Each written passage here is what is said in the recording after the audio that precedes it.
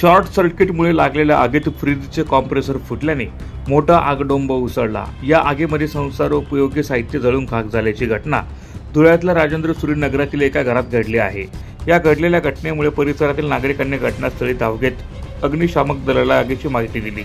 अग्निशामक दलाने देखील तात्काळ घटनास्थळी दाखल होत आग विझवली। या आगीमध्ये मधुकर हरी नागमोती यांच्या घरातील लाखो रुपयांचं संसारोपयोगी साहित्य जळून खाक झालं आहे। घटनेची माहिती मिळताच परिसरातील नागरिकांनी घटनास्थळी मोठ्या प्रमाणात गर्दी केली होती। प्रतिनिधी सुनील निकम, माझा महाराष्ट्र न्यूज, धुळे।